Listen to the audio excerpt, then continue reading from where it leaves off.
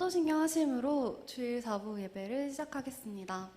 전능하사 천지를 만드신 하나님 아버지를 내가 믿사오며 그 외아들 우리 주 예수 그리스도를 믿사오니 이는 성령으로 잉태하사 동정녀 마리아에게 나시고 본디오 빌라도에게 고난을 받으사 십자가에 못 박혀 죽으시고 장사한 지 사흘 만에 죽은 자 가운데서 다시 살아나시며 하늘에 오르사 전능하신 하나님 우편에 앉아 계시다가 저리로서 산자와 죽은 자를 심판하러 오시리라.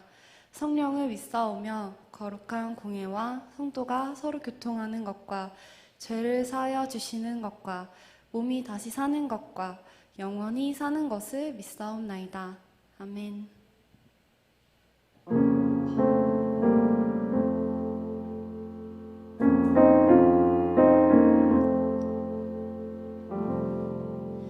이 세상에 근심된 일이 많고 참 평안을 몰랐구나.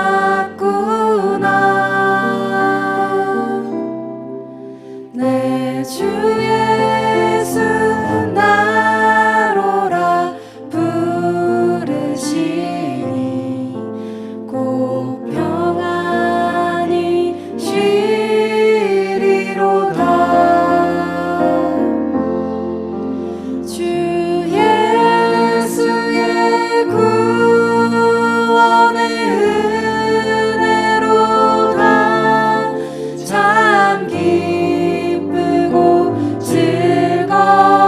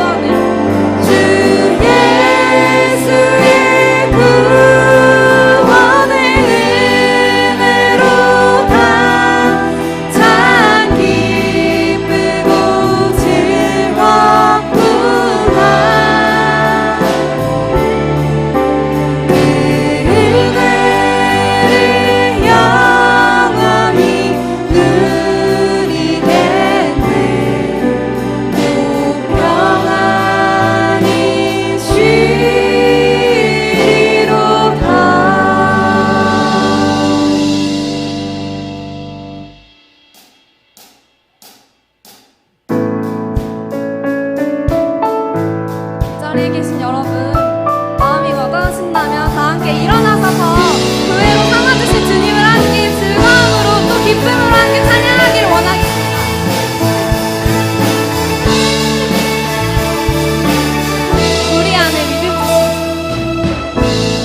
우리 안에 믿음 주신 주,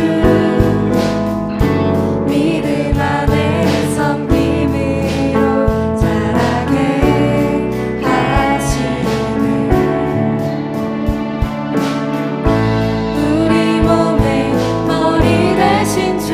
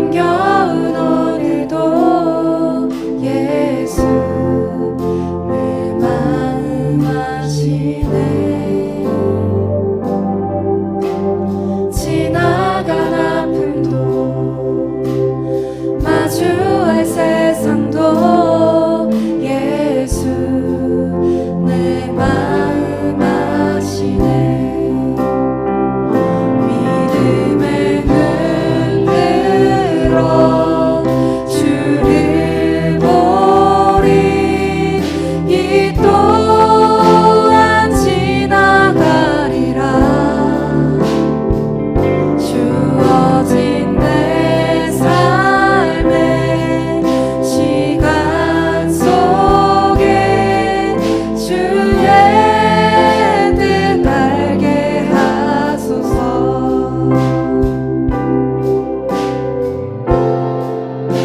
단 하루를 살아도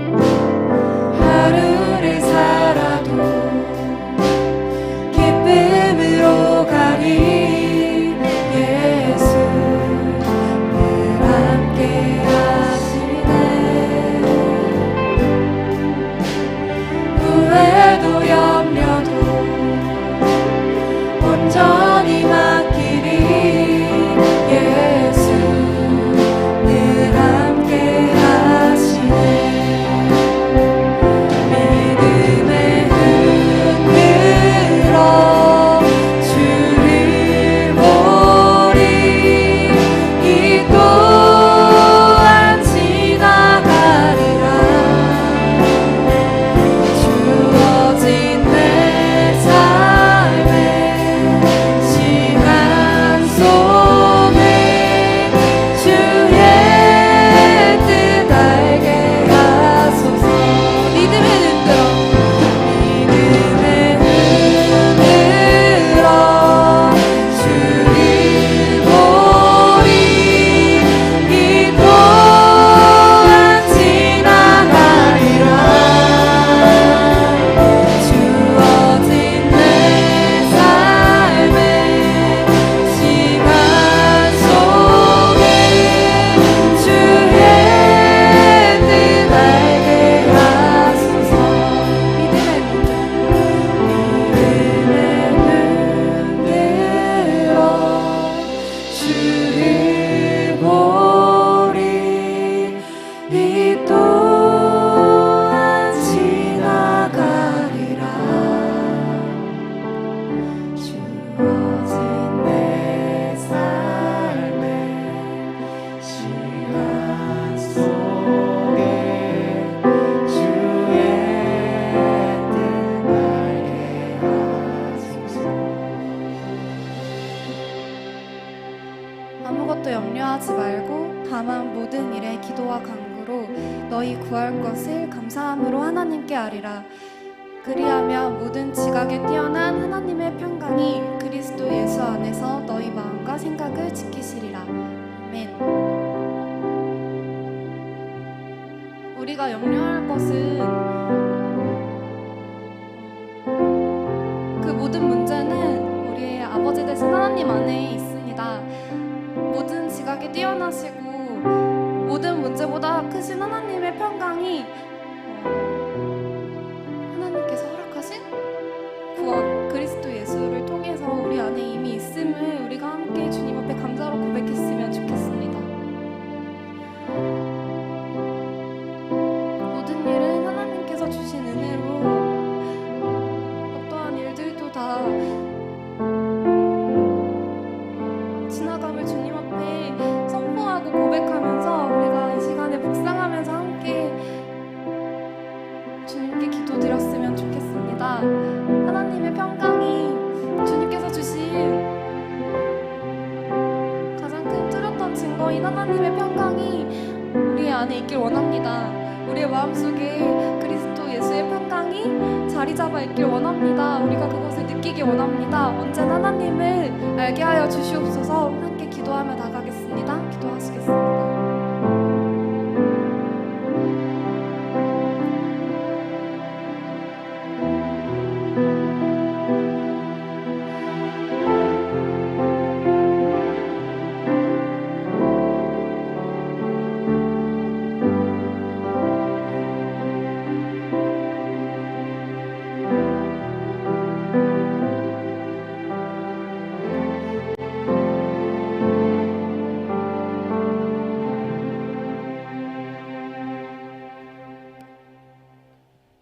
창세전부터 우리를 택하시고 예정하신 아버지 하나님, 오늘 주일 예배를 할 수 있도록 하시니 감사합니다. 주님께서 우리를 구원하신 은혜에 감사하여 온 마음으로 즐거이 이곳에서 사랑하는 늘푸른 청년 공동체와 예배를 하고 싶지만 제한된 상황 속에서 소수의 인원이 모였습니다. 그렇지만 각자의 자리에서 예배드리는 우리 모두가 한 마음으로 하나님을 찾으며 만나길 구하오니 우리의 예배 가운데 임재하여 주세요. 아버지 하나님, 추석 명절을 맞아 사랑하는 가족들과 함께 시간을 보냈습니다. 먼 곳에 있는 친지들을 만나지는 못했지만 주님, 각 가정 가운데 하나님의 평강이 있게 하여 주세요. 오늘의 예배 가운데 하나님의 말씀을 듣기 위해 모였는데 말씀 전하시는 박담은 목사님을 통해 하나님의 말씀이 선포될 때 우리의 삶이 주님께로 돌이킬 것이 있다면 완전히 돌이키게 하시고 하나님의 온전하시고 기쁘신 뜻이 무엇인지 알아 이 시대를 분별하며 살아갈 수 있도록 말씀하여 주세요. 우리가 듣기 원합니다. 예배를 위해 헌신하고 있는 푸른바람 찬양팀과 방송팀, 가정다감 그리고 보이지 않는 곳에서 수고하는 모든 손길들 가운데 하나님이 풍족하게 채워주시고 더욱 즐거이 헌신할 수 있는 감사의 마음을 허락해 주세요. 사랑하는 주님을 더욱 알아가는 우리 늘푸른 청년부가 되기를 소망합니다. 우리를 구원하신 우리 주님 예수 그리스도의 이름으로 기도합니다. 아멘.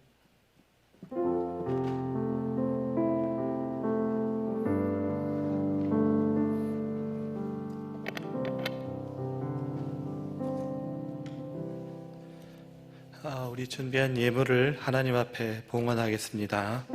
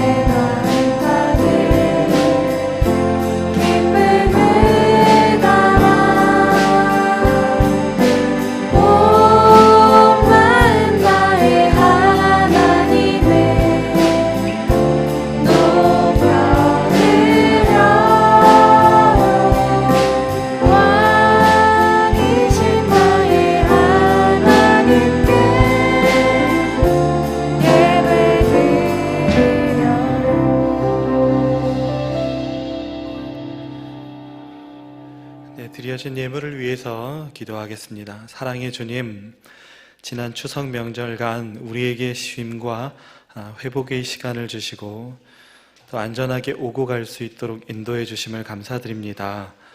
우리 공동체에 속한 지체들이 삶의 현장에서 만나게 되는 일들을 믿음의 관점과 감사의 시각으로 해석하며 하나님 안에서 은혜를 누리는 성숙한 그리스도인으로 살아가게 하여 주시옵소서. 이 시간 주님 앞에 예물을 올려드립니다. 11조와 감사 예물과 선교 예물과 건축 예물과 주정 예물을 구별하여 올려드리며 우리에게 주신 은혜를 따라 각종 예물을 마음을 담아 드리오니 하나님께서 우리의 마음과 물질을 받으시고 큰 은혜와 복을 부어 주시옵소서. 이 시간 살아계신 하나님의 말씀 앞에 우리를 세우기 원하오니 주님, 우리에게 필요한 진리의 말씀을 허락하여 주셔서 말씀의 인도하심 따라 순종하며 걸어가는 하나님의 백성들이 되게 하여 주시옵소서. 이 모든 말씀을 살아계신 우리 구주 예수님의 이름으로 기도드리옵나이다. 아멘. 우리 하나님의 말씀을 함께 보시겠습니다. 마태복음 7장 13절, 14절 우리 두 절 말씀입니다. 신약성경 신면에 있는 마태복음 7장 13절, 14절 우리 두 절 말씀을 함께 보시겠습니다.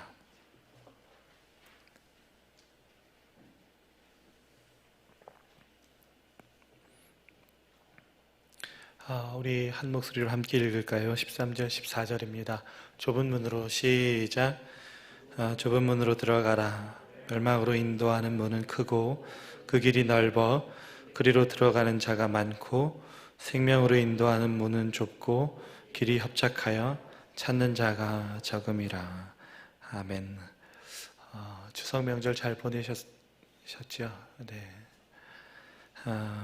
거의 한 7주 만에 우리 현장 예배가 완벽하게 재개됐다기보다 정부에서는 11일까지 비대면을 원칙으로 하지만 그래도 300명 좌석에 한해서는 49명까지 예배를 드릴 수 있도록 조치했기 때문에 우리가 이렇게 모여서 예배할 수 있게 되는 것 같습니다. 다시 모여서 이렇게 예배하게 돼서 너무너무 또 감사하고 또 기쁩니다. 다시 헤어지지 않았으면 좋겠어요.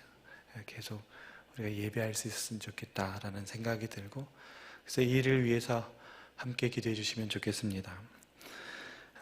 오늘은 우리 공동체가 2020년 한 해 동안 진행하고 있는 그 예수님의 명령으로 돌아와서 우리가 말씀을 함께 나누는 시간을 갖고자 합니다. 오늘 우리가 살펴볼 명령은 19번째 명령이에요. 19번째 명령으로 좁은 문으로 들어가라 라는 제목으로 하나님의 말씀을 통해서 은혜를 누리고자 합니다. 벌써 19번째 명령입니다. 좁은 문으로 들어가라. 성경에서 좁은 문, 이 좁은 문에 관한 내용은 두 군데에서 소개되고 있습니다. 오늘 본문 말씀인 마태복음 7장과 그리고 누가복음 13장, 이 두 군데에서 좁은 문에 관한 내용을 다룹니다. 그래서 이 두 말씀을 병행하여 살펴보면 그 의미를 우리가 더 선명하게 드러낼 수 있게 됩니다. 우리가 세 가지 내용으로 이 두 가지 본문을 다루게 될 텐데요. 첫 번째로 이 말씀의 목적이 무엇인가, 두 번째로 이 말씀의 배경이 무엇인가, 세 번째로 이 말씀의 핵심 내용이 무엇인가, 이 세 가지를 살펴보겠습니다. 예수님께서 이 명령을 주신 목적이 무엇인가, 두 번째는 예수님께서 이 명령을 하셨을 때 어떤 배경 속에서 이 명령을 하셨을까, 세 번째는 이 명령을 주셨을 때 우리가 무엇을 핵심으로 이해하여 지키기를 원하셨을까, 핵심 내용이 뭘까, 이 세 가지를 살펴보는 것입니다. 첫 번째로 이 말씀의 목적이 무엇인가 하는 것입니다.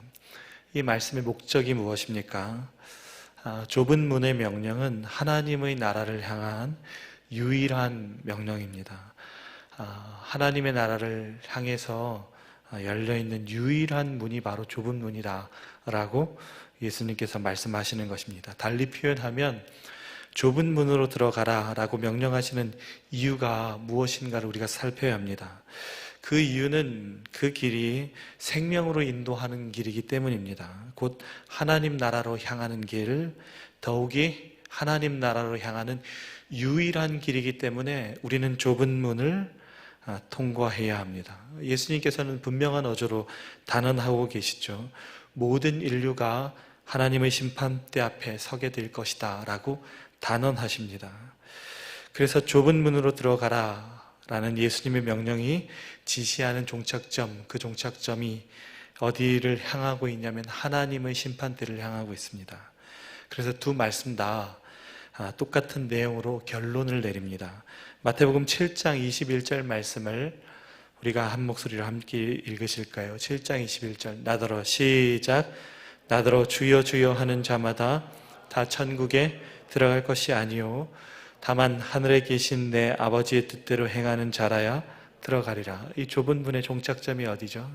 마태복음 7장은 그것이 하나님의 심판대 앞에 서게 될 것이다 라고 분명하게 말씀하고 계시죠. 누가복음 13장 말씀, 이 좁은 문에 대해서 성경에서 다루는 이 두 가지 중에 마태복음 그리고 누가복음 13장이 있는데, 이 누가복음 13장 28절 29절 말씀은 어떻게 마무리될까요? 우리가 함께 읽어보기를 원합니다. 너희가 시작. 너희가 아브라함과 이삭과 야곱과 모든 선지자는 하나님 나라에 있고 오직 너희는 밖에 쫓겨난 것을 볼 때에 거기서 슬피 울며 이를 갈리라. 사람들이 동서남북으로부터 와서 하나님의 나라 잔치에 참여하리니. 종착 지점이 어디냐면 이 명령이 가리키고 있는 곳이 어디냐면 하나님의 심판대 앞입니다. 하나님의 나라, 그리고 하나님의 나라의 목전에 있는 그 하나님의 심판대를 가리키고 있다라는 것이죠. 예수님께서 단언하시기로 하나님의 심판이 있다라고 말씀하십니다. 그런데 여기에 문제가 하나 있죠.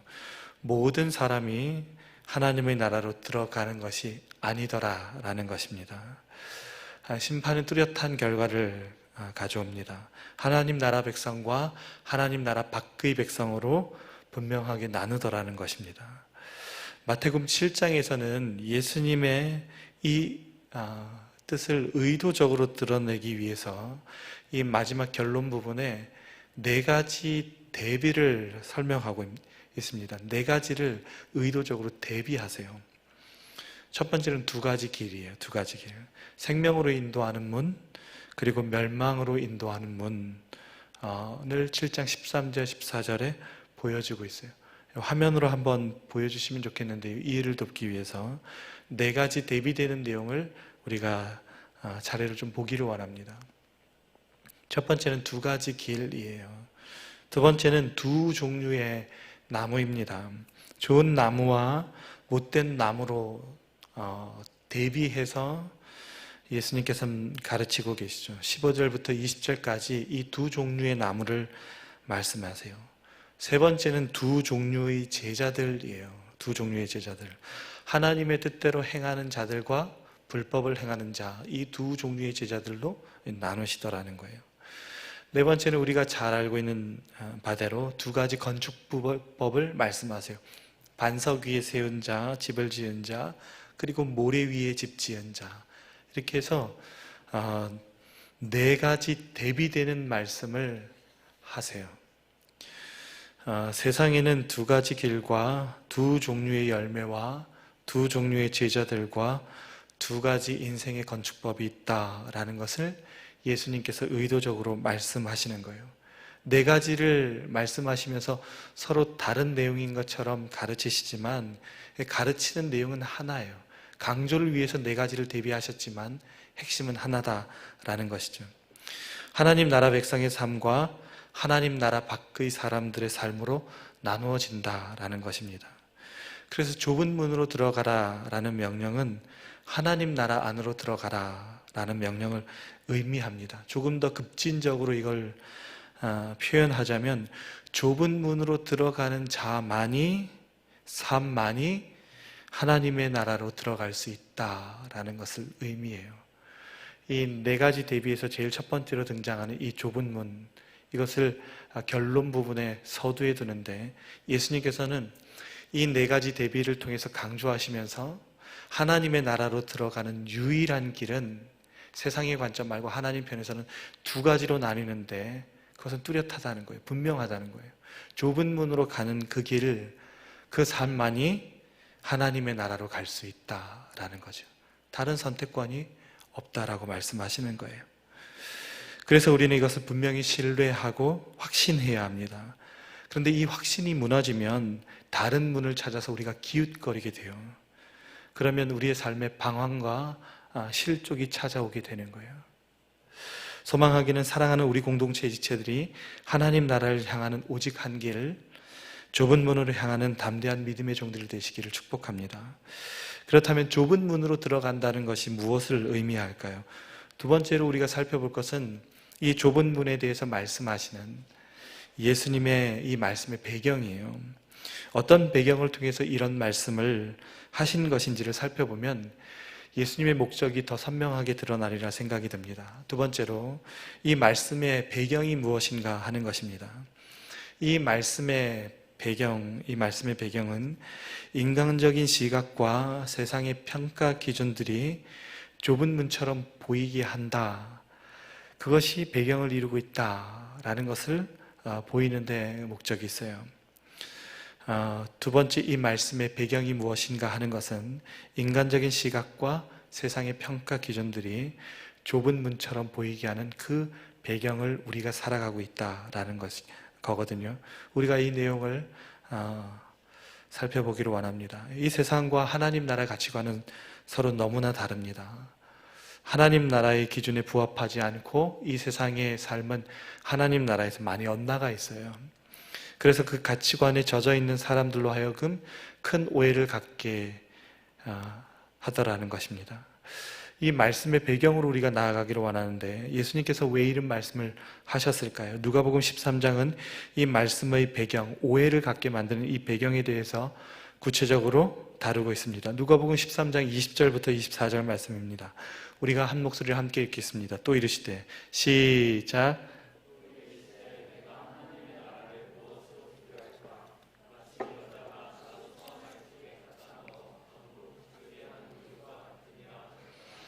예수께서 각성 마을로 다니사 가르치시며 예루살렘으로 여행하시더니 어떤 사람이 여짜오되 주여 구원을 받는 자가 적으니까 그들에게 이르시되 라고 하시면서 좁은 문 비유를 하시거든요. 명령을 하시거든요.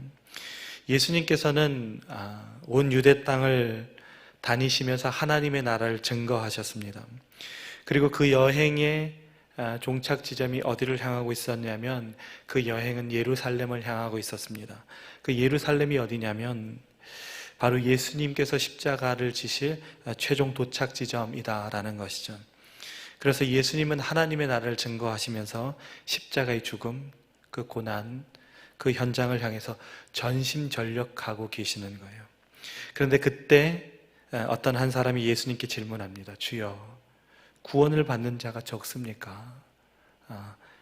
이 질문 자체가 굉장히 아이러니하죠. 예수님께서 하나님의 나라를 증거하시면서 이제 당도하게 될 예수님의 십자가를 향해서 전심전력하고 계시는, 이 온 유대 땅을 지나서 예루살렘 땅으로 향하고 계시는 그 예수님께, 하나님의 나라에 대해서 선포하고 계시는 그 예수님께 어떤 한 사람이 이렇게 질문하는 거예요. 하나님의 나라에서 들어갈 자, 그러니까 구원받을 사람이 적습니까? 제가 듣기로는 예수님의 가르침을 듣다 보니 제가 느끼는 건 구원받을 사람들이 굉장히 적게 느껴지는데 하나님에 들어갈 사람이 적습니까? 어떤 한 사람이 이렇게 질문하는 거예요. 그 질문한 사람이 누구냐면 유대인이었습니다. 그러니까 유대인들은 혈통에 대한 자부심이 대단했습니다. 그 자부심의 핵심이 하나님의 백성이라는 선민의식이죠. 하나님께서 선택한 선민의식, 그것으로 가득했기 때문에 이 사람들은 부여된 종교적인 의무만 잘 감당하면 하나님의 나라를 얻는 것은 당연한 수순이라고 생각했던 사람들이에요. 그런데 예수님께서 말씀하시는 하나님의 나라를 듣고 보니 자신의 생각과는 너무 다른 거예요. 지금까지 듣고 있었던 내용들이 오해였다는 것을 알게 된 거죠. 그래서 이 사람이 예수님께 묻는 거예요. 혹시 구원을 받는 자가 적습니까? 이 사람은 자기가 하나님의 나라에 갈 것에 대해서 당연하다고 생각했는데 예수님의 가르침을 듣다 보니 자신이 하나님의 나라에 관해서 오해하고 있다라는 것을 발견하게 된 것이죠.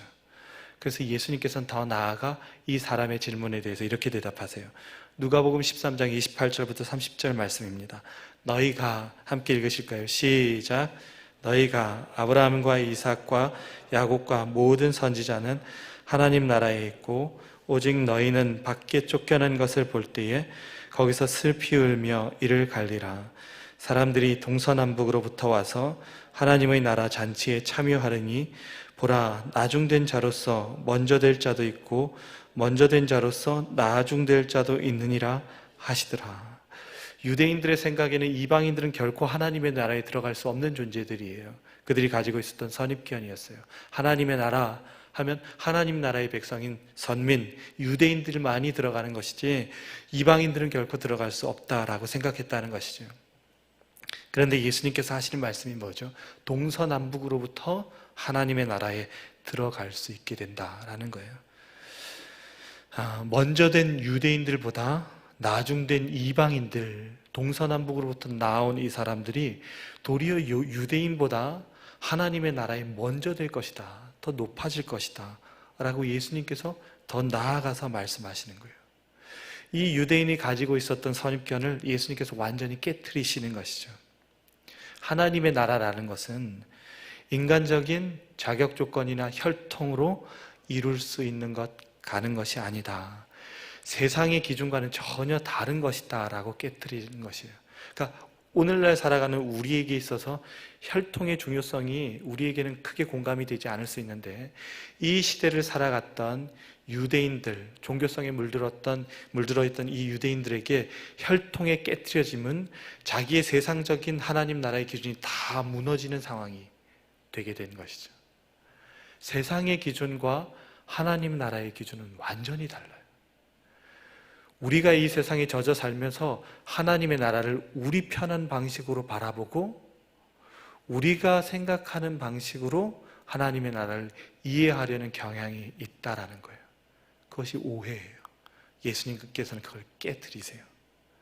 마태복음 7장 13절, 14절은 그 오해가 우리에게 어떤 어려움을 갖게 했는지를 잘 보여주고 있습니다. 마태복음 7장 13절, 14절 말씀을 함께 읽겠습니다. 좁은 문으로 들어가라. 시작. 좁은 문으로 들어가라. 멸망으로 인도하는 문은 크고 그 길이 넓어 그 길 들어가는 자가 많고 생명으로 인도하는 문은 좁고 길이 협착하여 찾는 자가 적음이라. 우리 이 말씀을 오해하지 말아야 돼요. 이 말씀을 제대로 이해하는 것이 정말 중요합니다.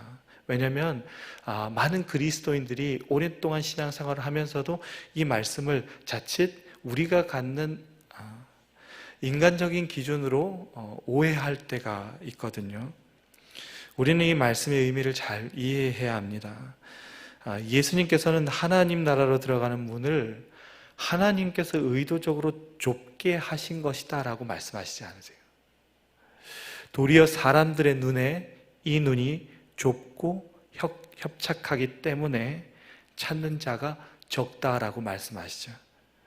하나님께서 좁게 만들고 어렵게 만들고 들어가지 못하게 만들고, 그래서 하나님께서 마치 어떤 사람은 귀한 사람, 어떤 사람 죄인으로 나누기 위해서 이 문을 심판의 도구로 사용하시는 것처럼 느껴질 때가 있거든요. 그런데 마태복음 7장 13절 14절 말씀을 읽어보면 하나님께서 그렇게 만드신 적이 없어요. 도리어 누가 그렇게 바라보냐면 사람들이 좁은 문으로 여기더라는 것이죠. 하나님께서 이 문을 좁게 하신 것이 아니라 사람들이 그 문을 좁은 문으로 보더라는 것입니다. 그래서 사람들 편에서 예수님께서 말씀하신 거예요.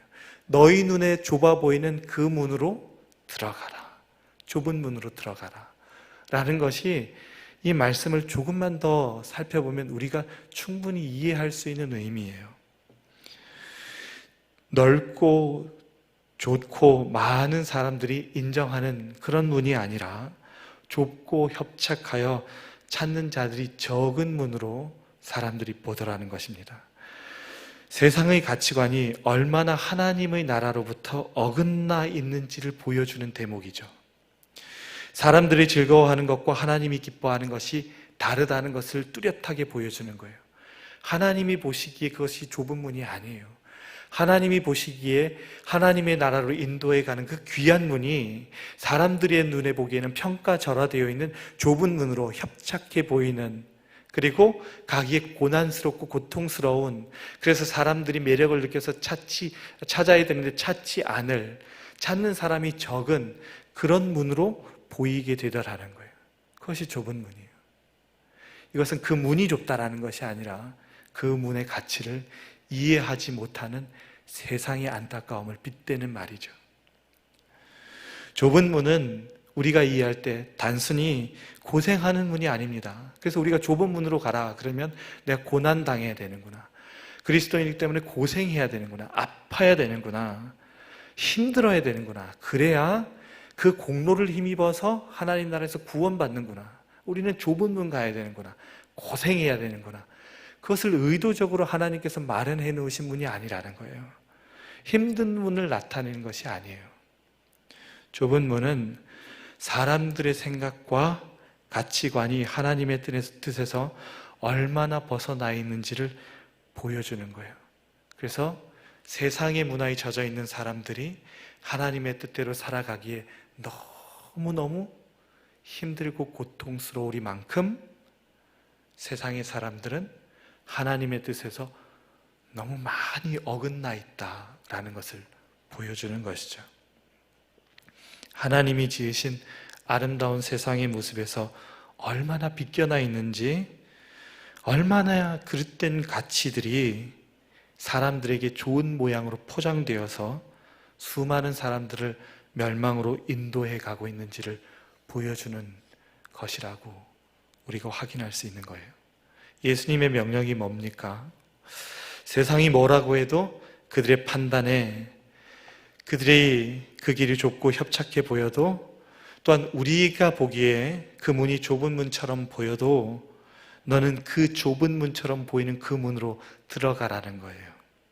세상의 가치관과 너의 개인적 판단을 내려놓고 예수님의 말씀 순종하고 신뢰하면서 그 문으로 들어가라는 거예요. 예수님을 보십시오. 하나님 나라 그 영광과 아름다움을 사람들에게 선포하시면서 본인은 정작 예루살렘의 십자가를 지금 향하고 있잖아요. 고난을 향하고 있잖아요.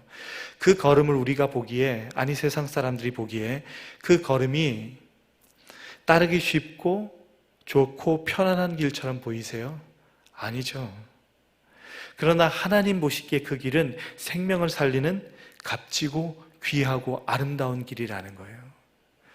예수님께서 보여주신 좁은 문이 우리가 하나님 편에서 보면 이해하기가 쉬운데 세상 사람들의 편에서 보면 결코 그 길을 이해할 수가 없고 따라갈 수가 없는 거예요.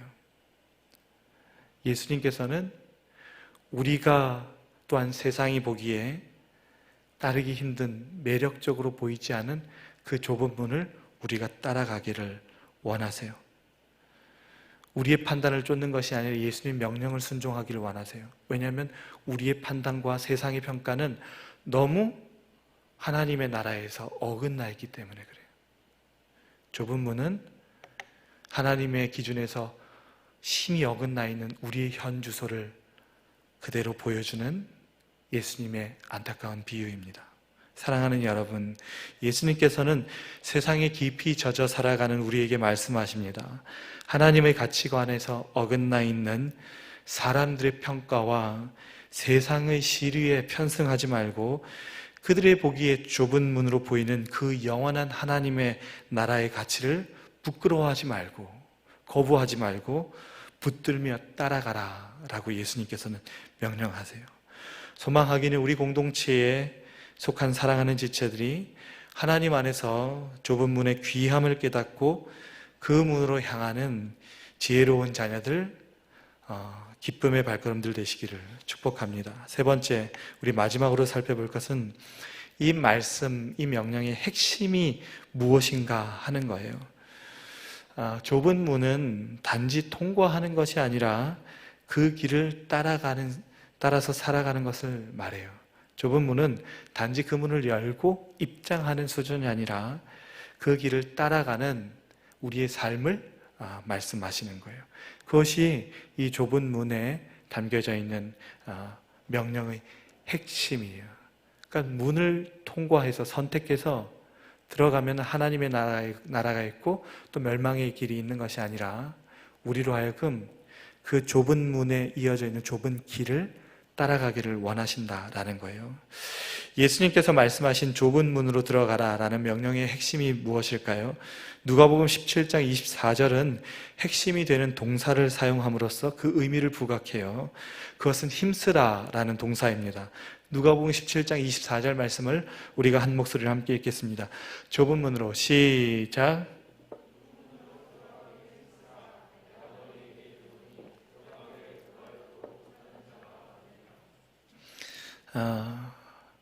핵심은 힘쓰라라는 동사였어요. 이 단어는 전쟁터에 나가는 군인이나 운동 경기에 참여하는 운동선수를 묘사할 때 사용하는 단어입니다. 이 단어의 뜻은 자신이 듣고 응답하는 일에 전자를 쏟아붓는 것을 의미해요. 집중적인 관심과 노력을 갖는 거예요.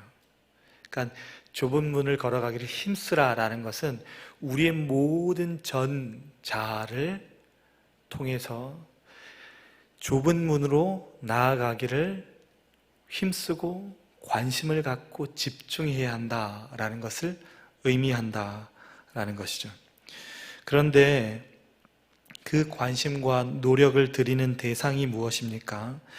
문이라는 단어로는 그것을 이해하는 것에 한계가 있어요. 그저 열고 통과하면 된다라고 생각하기 때문에 그래요. 선택하는 거죠. 마치 복권처럼 선택해서 그 결과물을 얻는 것처럼 생각하거든요. 잠시의 그 문을 열고 입장하는 것, 그 선택으로 우리가 오해할 때가 있습니다. 그러나 집중적으로 관심을 두고 노력하여 힘쓰는 것, 그것을 드러내는 구체적인 단어가 있습니다. 오늘 본문 말씀인데요. 마태복음 7장 13절 14절 말씀을 제가 읽어드릴게요. 좁은 문으로 들어가라. 멸망으로 인도하는 문은 크고 그 길이 넓어 그리로 들어가는 자가 많고 생명으로 인도하는 문은 좁고 길이 협착하여 찾는 자가 적음이라. 좁은 문으로 들어가라는 명령 이후에 등장하는 것이 있죠.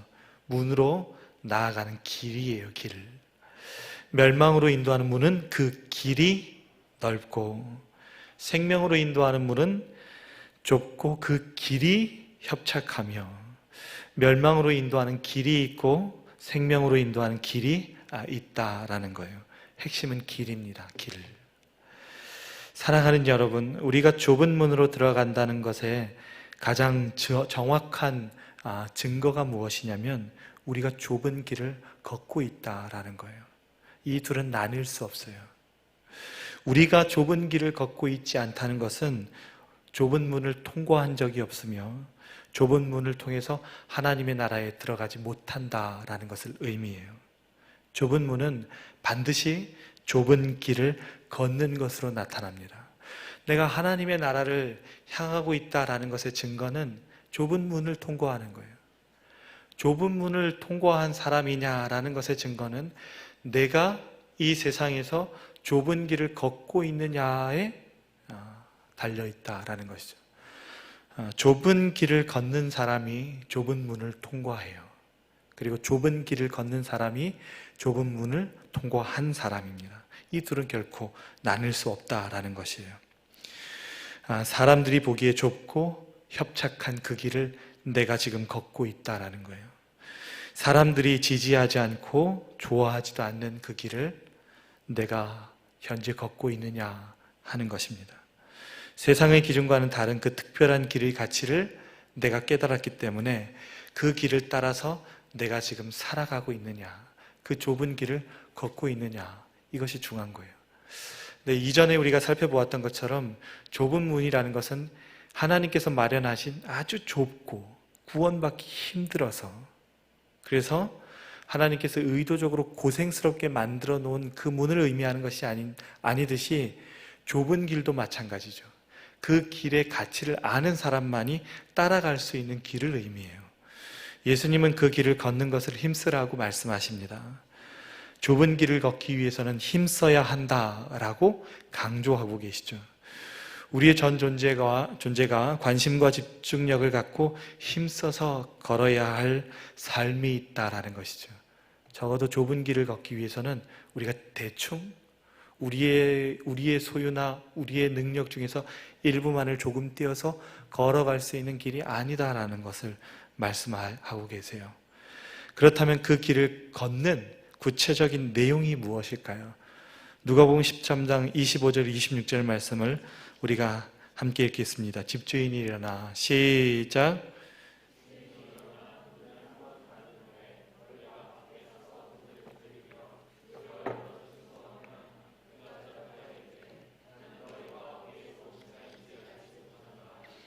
그때 너희가 말하되 우리는 주 앞에서 먹고 마셨으며 주는 또한 우리를 길거리에서 가르치셨나이다 하나.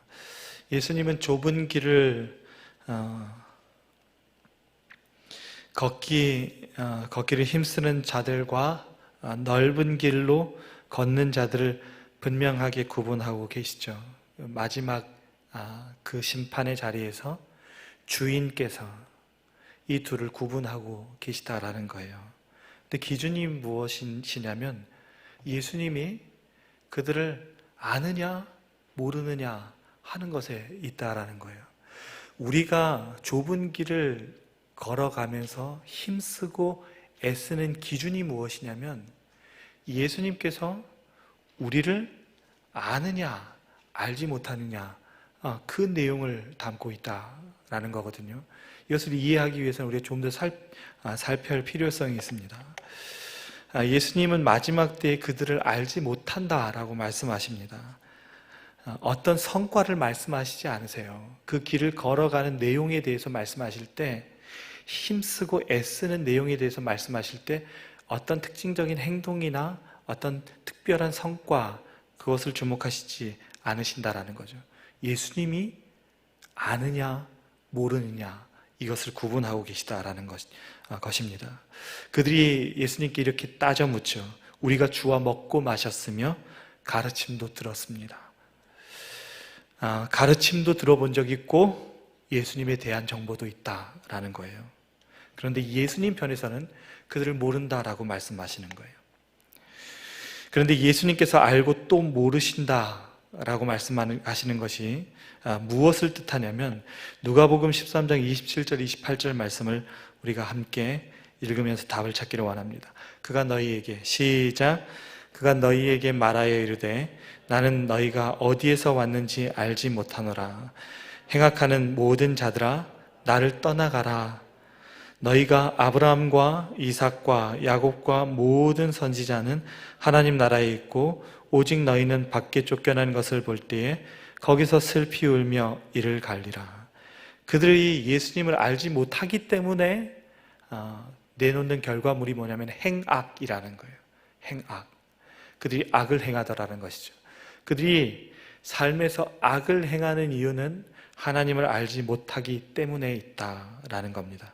그러나 아브라함과 이삭과 야곱과 모든 선지자는 하나님이 누구신 줄 알죠. 아브라함의 하나님, 이삭의 하나님, 야곱의 하나님, 그리고 하나님의 사람 엘리야와 엘리사, 예레미야, 다니엘 등등 하나님의 선지자들은 다 하나님을 압니다. 그들이 안다는 것이 무엇을 의미할까요? 안다는 것의 원어적인 이 원천의 의미는 부부가 서로를 알듯이 친밀하게 하는 그 알을 의미해요. 한마디로 표현하면 사랑이에요. 하나님 사랑한다는 것이죠. 하나님을 향한 사랑. 그래서 하나님 사랑하기 때문에, 예수님 사랑하기 때문에 그 말씀 듣고 그 말씀 구하고 그 말씀 순종하면서 쫓아간다라는 거예요. 물론 우리 믿음의 선배들의 삶에서도 연약함과 실수가 있죠. 그러나 그들의 전 인생이 하나님 편에서는 순종으로 해석되더라는 거예요. 왜냐하면 하나님의 사랑 안에서 행하는 걸음걸음이기 때문에 그래요. 그러나 행악하는 자들의 삶은 무엇이죠? 내가 들어본 적이 있다라는 거예요.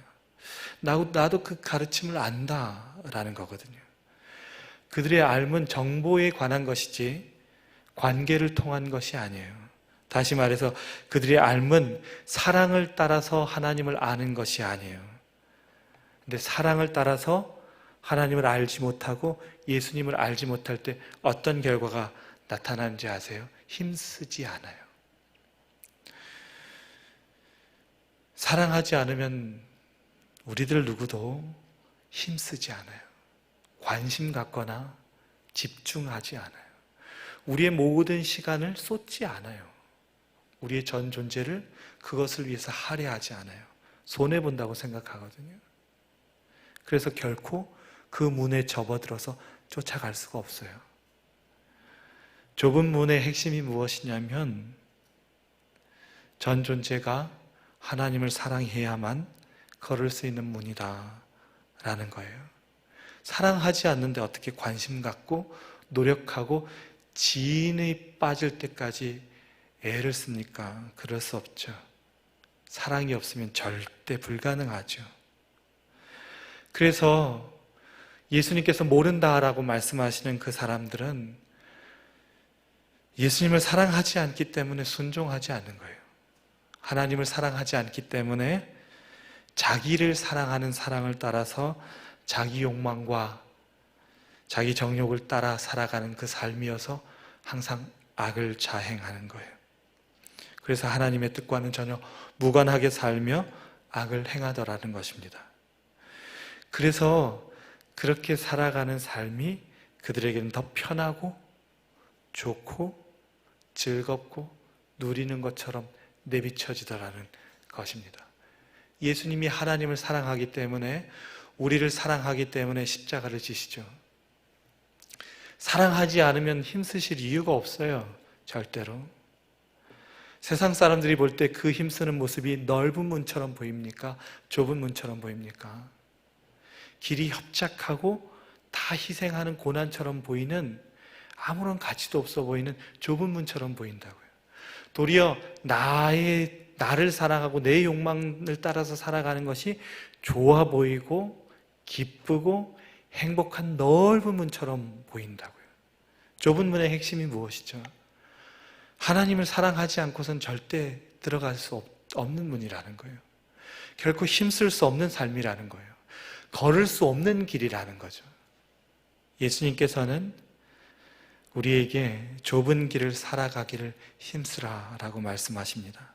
그 삶이 어떤 삶입니까? 하나님의 말씀에 집중된 삶이에요. 하나님 나라에 관심 두는 삶, 하나님의 영광을 위해서 힘쓰는 삶, 하나님의 그 사랑에 함께 반응하는, 하나님 사랑하는 삶, 그 삶이 바로 좁은 길입니다. 소망하기를 우리 공동체에 사랑하는 지체들이 하나님을 사랑하며 하나님의 말씀을 위해 전심으로 힘쓰는 그런 귀한 삶이 되어 하나님의 나라를 세워가는 가치 있는 좁은 길을 걸어가기를 축복합니다. 세 가지로 정리하기를 원하는데요. 좁은 문으로 들어가라. 이 명령의 목적은 하나님의 나라예요. 단순히 이 땅에서 고생하라는 것이 아니에요. 이 명령의 목적은 이 길 끝에 이 삶을 살아가는 것이 하나님의 나라를 향하고 있다. 이 하나님의 나라의 목적이 있어요. 이 좁은 문만이 하나님 나라를 향하는 유일한 문이다라고 가르치세요. 우리에게 스스로 묻기를 원해요. 우리는 그 좁은 문을 확신하며 신뢰하며 자랑하며 기뻐하며 살아가고 있습니까? 아니면 부끄러워하며 회피하며 그리고 사람들에게 드러내놓지 못할 그런 좁은 문으로 여기며 살아가고 있습니까? 흔들리지 말고 굳게 붙들고 좁은 문을 붙들며 나아가기를 소망합니다. 이 명령의 배경에는 인간적인 조건들이 있습니다. 인간의 눈에 보기에 하나님의 나라를 향하는 문은 좁고 협착한 문으로 비춰집니다. 그러나 사람들의 얕은 지혜나 평가, 그리고 이 세상의 판단, 그 세상의 시류를 쫓지 말고 하나님 나라를 향해 분명한 소신을 갖고 우리가 전진해 나가기를 원합니다. 마지막으로 이 명령의 핵심 내용은 좁은 문을 통과하기 위해서는 좁은 길을 걸어야 한다는 것에 있습니다. 그런데 그 좁은 길은 마음과 관심을 온전히 집중하여 힘쓰는 것에 있습니다. 곧 하나님을 사랑하는 것에 있습니다. 하나님을 사랑하지 않으면 갈 수 없는 길입니다.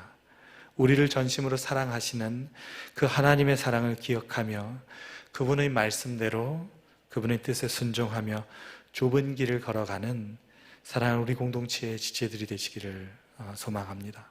비록 이 세상에서 힘들고 고된 일이 많으나 우리를 사랑하시는 하나님의 그 십자가의 사랑을 기억하여 좁은 문, 좁은 길을 힘쓰며 영원한 하나님의 나라의 백성답게 살아가는 신실한 종들의 걸음걸음 되시기를 주님의 이름으로 축원합니다. 기도하시겠습니다. 사랑의 하나님 아버지, 이 세상은 영원하지 않습니다. 우리 모두는 하나님 앞에 서게 될 것입니다. 사는 날 동안 우리에게 말씀하신 하나님의 나라를 기억하며 좁은 문, 좁은 길 따라 살아가게 하여 주시옵소서. 세상의 평가와 유혹과 고난이 우리의 삶을 위태롭게 하고 우리의 영혼을 낙심하게 할 때가 많지만 하나님의 말씀 붙들고 하나님의 사랑을 기억하며 힘쓰고 애써 그 길 따라 걷게 하여 주시옵소서. 혹시 그 길을 가는 여정 속에 연약한 지체들이 있다면 이겨낼 힘을 주시고 낙심해 있는 지체들이 있다면 회복의 은혜를 부어 주시옵소서. 그래서 우리 공동체에 속한 사랑하는 우리 모든 지체들이 하나님의 나라 백성답게 살아가다 하나님의 나라에 모두 함께 이르도록 예외됨 없도록 주님께서 우리 공동체에 속한 모든 지체들을 하나님의 선한 방향으로 인도하여 주시옵소서. 감사드리며 이 모든 간구를 우리 구주 예수님의 이름으로 기도드리옵나이다. 아멘.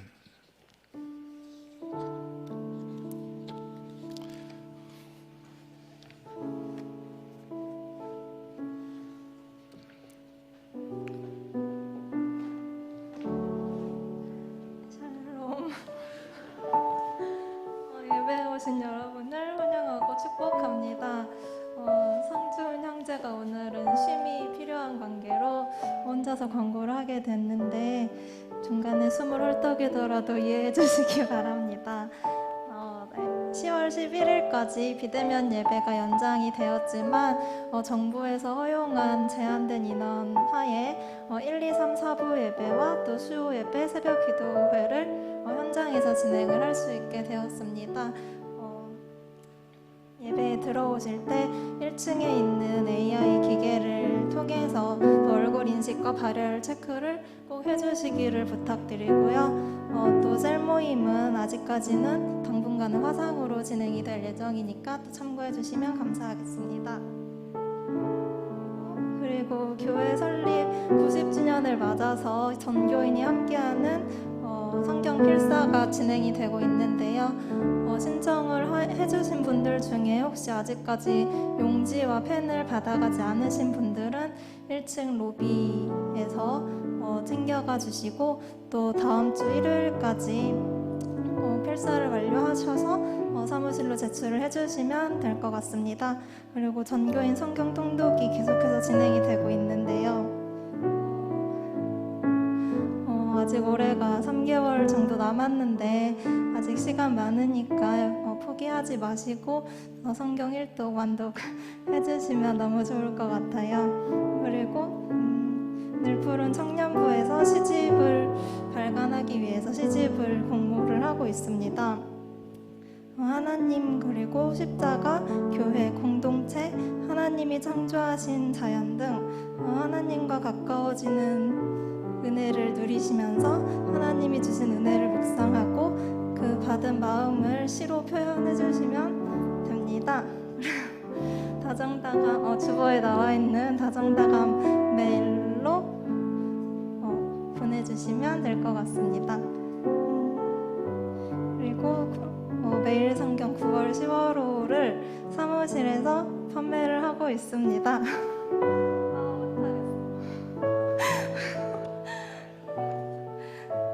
매일 성경 꾸준히 읽고 계시죠? 네. 사실 매주 광고를 하고 있는 저도 잘 하지 못할 때가 많은데 우리가 삶에서 지치고 치일 때마다 우리에게 힘을 주시는 거는 항상 말씀인 것 같아요. 그래서 매일 성경을 통해 또 개인의 묵상을 통해 하나님과 날마다 동행하는 삶 살아가셨으면 좋겠습니다. 네, 그러면 홀리나의 말씀 띄워주세요. 함께 읽겠습니다. 시작.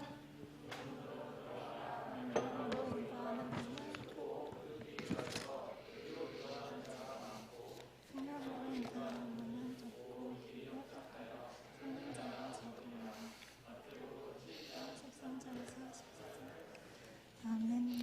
아멘. 우리 다 같이 자리에서 일어나셔서 서로 축복하며 찬양하겠습니다. 사랑의 주님 날 사랑하시네. 사랑의 주님이 날 사랑하시네. 내 모습 이대로 받으셨네. 사랑의 주님이 날 사랑하듯이 나도 너를 사랑하며 섬기리.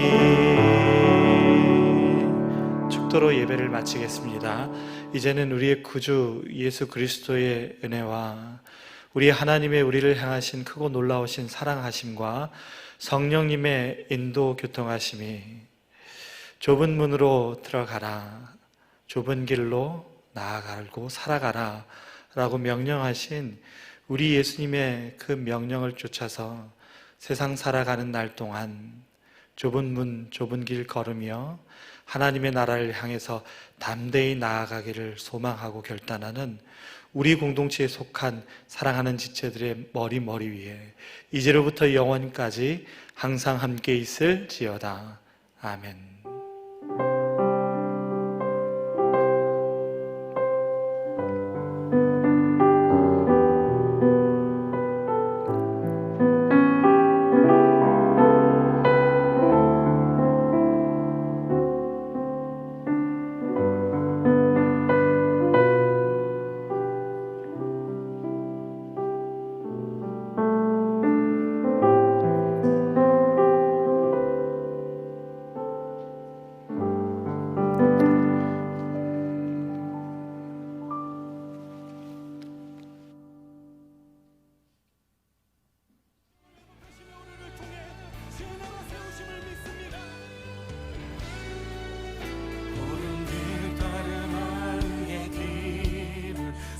만민이 의의 길, 이 길 따라서 살 길을 온 세계에 전하세. 난 백성이 나갈 길, 밤 지나서 멍든다. 너랑 믿고 와라 저기, 주 예수의 나라 이 땅